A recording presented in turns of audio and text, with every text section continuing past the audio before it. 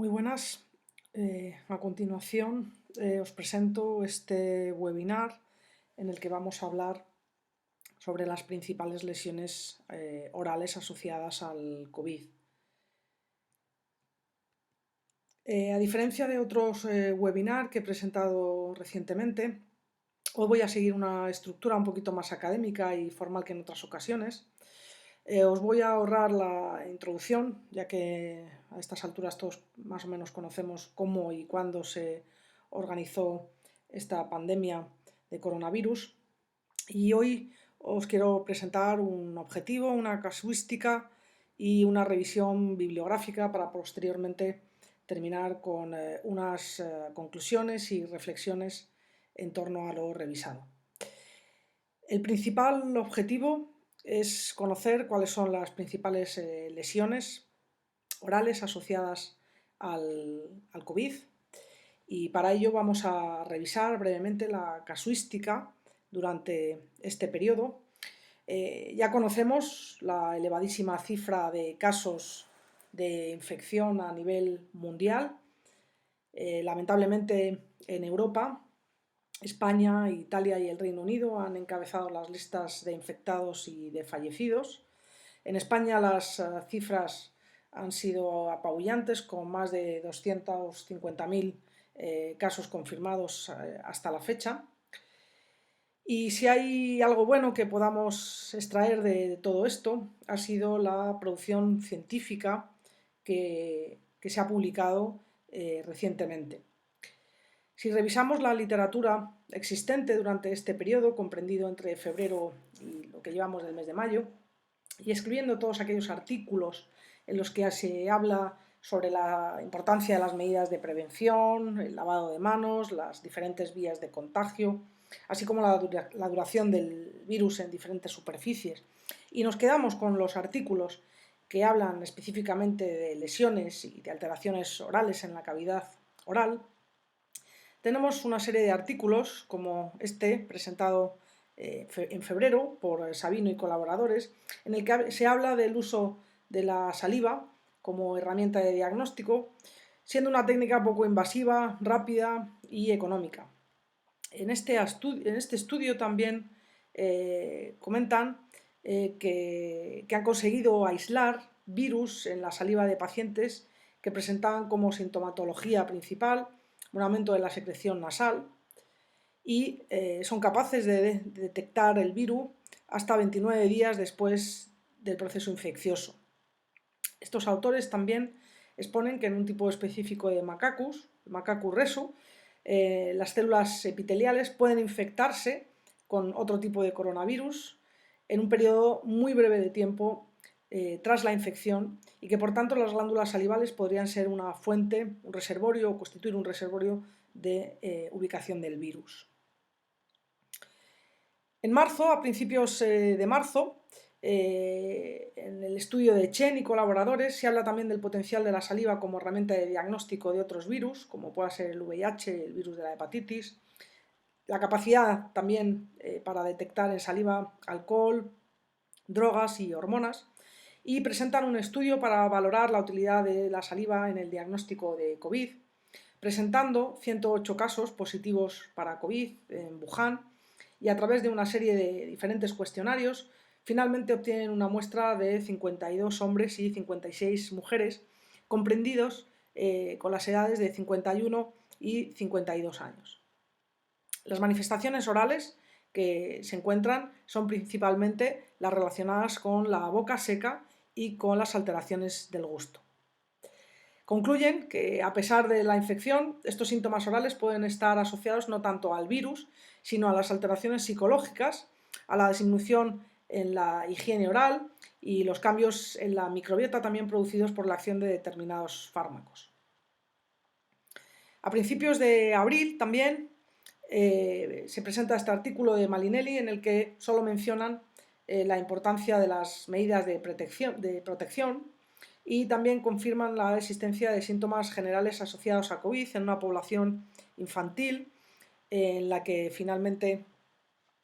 consiguen una muestra de 171 niños con diagnóstico positivo y confirmado para COVID, con edades comprendidas entre los 3 meses y los 19 años, encontrando principalmente sintomatología respiratoria, tos seca, fiebre o fatiga. En abril también el grupo de Xu y colaboradores hablan sobre las glándulas salivales como reservorio del virus en relación con la expresión de la enzima conversora de la angiotensina 2 y la encuentran así mayor en las glándulas salivales que en el pulmón,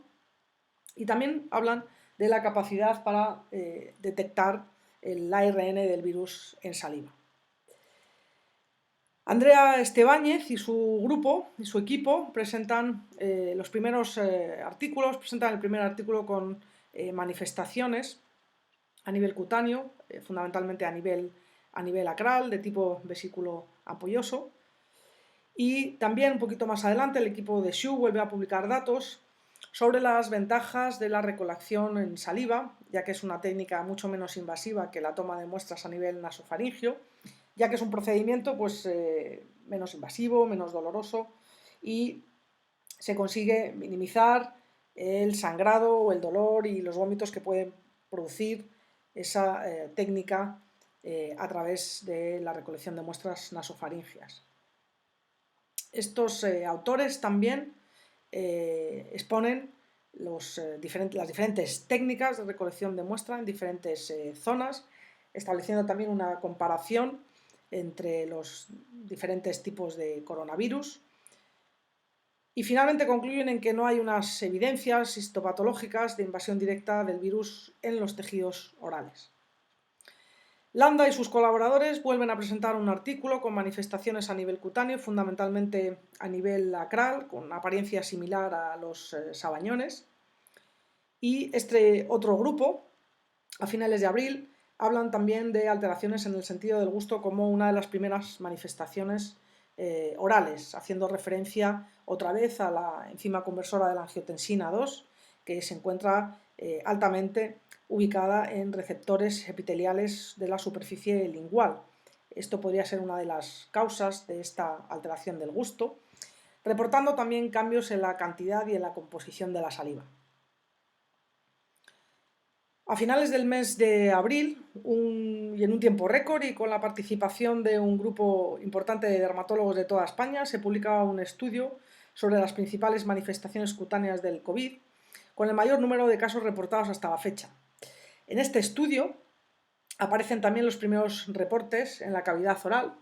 y finalmente, este grupo de dermatólogos obtiene una muestra de 375 casos en los que las principales lesiones se desarrollan en forma de maculopápulas, lesiones acrales y urticariformes, y también de tipo vesiculoso y de típico patrón también de obstrucción vascular, de necrosis o de lívidos reticulares. Estos autores refieren este tipo de estudio fundamentalmente en pacientes que coinciden con el pico epidémico máximo en España, comprendido fundamentalmente durante la primera quincena de abril. Como podemos ver en las diferentes lesiones, son lesiones que se presentan en dedos de manos y pies, similares a los sabañones, lesiones de tipo vesicular, similares a las que aparecen en algunas formas de eritema sudativo multiforme, lesiones urticariformes, que pueden tener un patrón muy similar también a las lesiones de tipo alérgico, lesiones maculopapulares, como vemos en estas imágenes, y lesiones también a nivel de la cavidad oral. Este grupo de dermatólogos presenta un adendum a su artículo en forma de atlas, en el que reportan también manifestaciones orales que fundamentalmente se caracterizan por una gran inflamación gingival, con sangrado, con dolor, y múltiples lesiones también de tipo petequial a nivel del paladar, que recuerdan mucho a las manifestaciones que aparecen en algunas formas de mononucleosis infecciosa. En este artículo, que se publica a primeros de mayo, volvemos a tener referencias sobre la presencia del virus en saliva. Se hace referencia a las propiedades fisiológicas de la saliva, al efecto biológico a nivel de los microorganismos y también su papel como mecanismo de propagación de algunos virus. Hablan del papel protector que tiene la saliva también y de la capacidad para detectar el virus en saliva. También a principios de mayo, un grupo de investigación español reporta 3 casos localizados en Madrid, diagnosticados a través de videoconsulta y por mensajería, en el que reportan 3 casos. Tenemos un primer caso de un varón de 56 años con sospecha de COVID, presentando sintomatología de fiebre, astenia, hiposmia, disgeusia y adenopatías. El paciente refiere un dolor muy intenso a nivel del paladar duro y a nivel de la orofaringe y nos envía una imagen y en la que podemos observar ese patrón típico de herpes intraoral, esas múltiples lesiones de tipo erosivo con ese fondo amarillento y halo eritematoso con un patrón de distribución en encía queratinizada, principalmente unilateral. Un caso similar en otro paciente de 58 años, también sospechoso de COVID, con dolor intenso que el paciente asocia inicialmente a un proceso infeccioso odontogénico, con un dolor intenso a nivel del paladar y con una historia clínica de diabetes e hipertensión. Una vez enviada la imagen, como podemos apreciar, se vuelve a encontrar ese patrón característico de infección herpética recurrente con esas múltiples erosiones localizadas en encía queratinizada y con ese patrón unilateral. El tercer caso que reportan es de una mujer de 65 años con un histórico de obesidad e hipertensión que durante semanas presenta sintomatología de fiebre, dolor y diarrea y que tras 2 semanas es trasladada al hospital donde se realizan pruebas para COVID positivo, confirmando el diagnóstico de sospecha y diagnosticada con una neumonía de tipo bilateral. Esta paciente debuta ya en el hospital con unas lesiones a nivel del tronco, a nivel de espalda y a nivel oral con lesiones de tipo vesículo ampolloso, a nivel del labio, que también recuerdan mucho a las presentadas en algunos casos de eritema sudativo multiforme. A esta paciente en el hospital le realizan una biopsia, pero no se obtienen datos concluyentes. Hay otra serie de casos que no han sido publicados todavía y que han sido cedidos por otros doctores, como el de una mujer de 40 años en Málaga que durante días presenta diarrea y vómitos y que tras 3-4 días de evolución debuta con esta lesión en el labio, en la que podemos observar un aumento importante del volumen labial con una distribución de tipo unilateral, que también recuerda a esas lesiones por herpes. Y este otro caso, cedido también por la doctora Anabela Reyes, en el que tenemos a un niño de 9 años en Madrid, en el que los padres se ponen en contacto con la doctora, son padres que son sospechosos en COVID, y los padres se ponen en contacto porque el niño refiere un dolor intenso en toda la cavidad oral. La doctora pide imágenes a través de mensajería y aquí tenemos el caso de este niño de 9 años en el que presenta múltiples lesiones, también con un patrón en encía queratinizada principalmente, pero que también afecta a la mucosa no queratinizada, observándose esas lesiones de tipo erosivo, con ese fondo amarillo y ese halo eritematoso alrededor, con dolor, malestar y que son compatibles con primoinfección herpética. Este otro caso también, la misma doctora Reyes, es de un paciente varón de 16 años también en Madrid, refiere dolor intenso en el que la madre sí es confirmada con COVID y el niño presenta unas lesiones compatibles con una gingivitis necrotizante en la que podemos observar esa pérdida de la arquitectura gingival, esa decapitación de las papilas y esa severa inflamación que en algunos momentos el paciente refiere presentar también sangrado. La doctora Manuela Escorial, también a través de videoconsulta, reporta un caso en la segunda quincena de marzo de un varón de 32 años también en Madrid que durante días ha presentado un dolor intenso a nivel de las encías. Es un paciente que también ha sido diagnosticado y confirmado con COVID y en la imagen apreciamos unas lesiones a nivel de encía queratinizada ya en un estadio más avanzado, también compatibles con una recurrencia del herpes.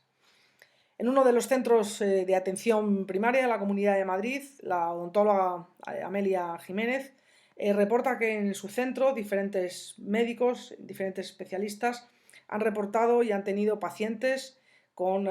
casos de disfagia y anosmia algunas infecciones de tipo odontogénico que no han tenido respuesta a tratamiento antibiótico y en los que no se ha podido confirmar mediante radiografía. Y refieren también haber tenido muchos pacientes en los que el principal motivo de consulta era una inflamación gingival y sangrado de encías. También el doctor Tomás Hernán, durante este periodo y en la colaboración que hemos tenido durante todas estas semanas, refiere haber atendido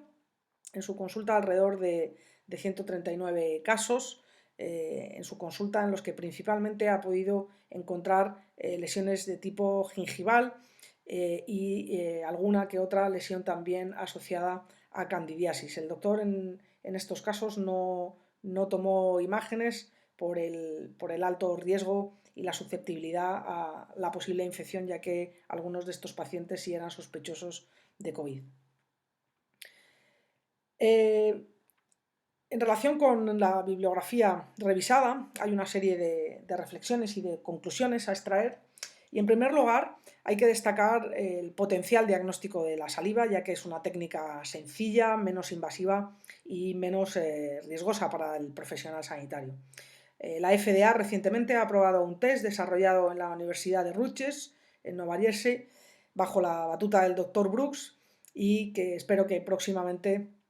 pueda estar disponible, lo cual pues supondrá sin duda un punto de inflexión en el diagnóstico de estas patologías. Otra reflexión que traigo a colación es la aparición y el desarrollo y la implementación de la teleodontología, que durante todo este periodo nos ha ayudado y nos ha sido una herramienta muy útil en el diagnóstico y en la comunicación con nuestros pacientes y que espero que llegue para quedarse. La principal conclusión en relación con el objetivo que planteaba es que las lesiones orales más reportadas durante todo este periodo han sido las lesiones de tipo herpético, fundamentalmente las de tipo herpes intraoral y la primoinfección herpética, lesiones de tipo vesículo ampolloso, siguiendo un patrón muy similar a las del eritema exudativo multiforme, gingivitis de tipo necrotizante y lesiones de tipo enantema o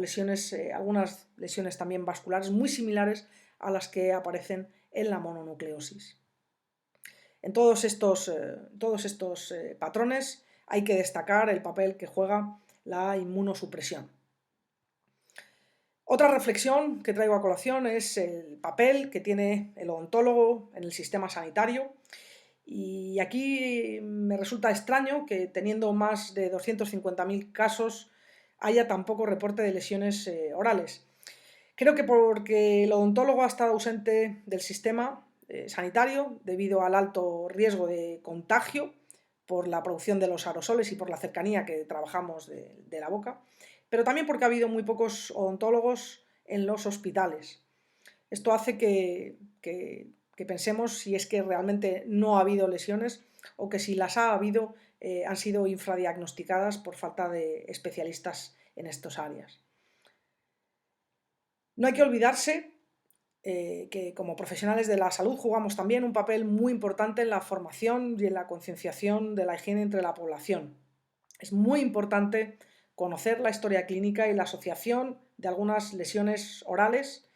con este tipo de patologías y también el papel que jugamos dentro de la concienciación entre la población en referencia a la importancia que tiene el lavado de manos y determinadas pautas de higiene y medidas de protección que debemos emplear a nivel individual y a nivel comunitario.